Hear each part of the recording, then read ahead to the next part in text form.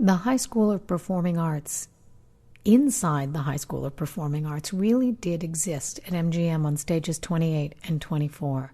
The first day on the Fame set basically was sort of being in awe of how well they rebuilt, the set designers rebuilt the school that we were filming in New York in, and how their attention to detail that they had for the hallways and the classrooms and the cafeteria. The entire downstairs of the school was one set, so everything you saw from the office to the classrooms in the back, to the cafeteria, to the dance room, and the hallways, that was like a whole floor. It was the whole stage. So I remember the first time that we walked onto that stage and saw it, and we're standing in the middle of this place that then would become our school, our home. We were probably one of the hardest work shows out there, which was great. You know, it was wonderful. It made the day go by. We didn't have time to sit around.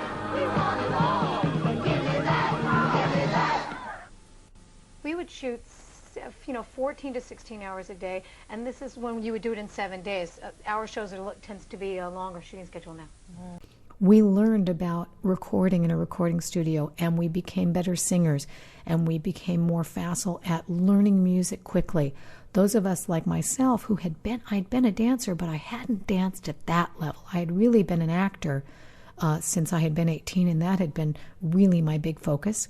And all of a sudden I was having to churn out a dance number a week under Debbie Allen choreography. And we were in dance rehearsal, and I did. Those were like my dance classes. I was dancing with dancers who were professional, like on-the-mark dancers, and recording in the recording studio with astonishing musicians and learning from them. Our set was like the hottest set in town because people wanted to come and see, particularly the dance numbers being filmed, but then just to see everything that went on. It was bedlam, because you cannot ask dancers to put out that much energy and then sit quietly. So it was chaos and noise, and they fling their bodies around, and every time you turn around, somebody would be doing a somersault. That was just, and it was a very lively set all the time.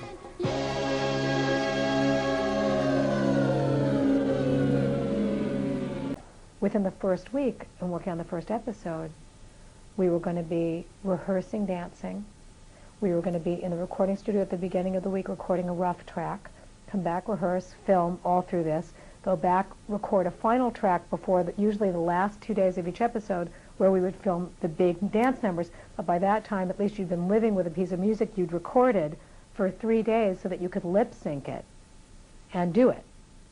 And I think that was the big introduction to, this isn't going to be like a regular television series. I mean, this is going to take up everything, and it's also going to take everything I have.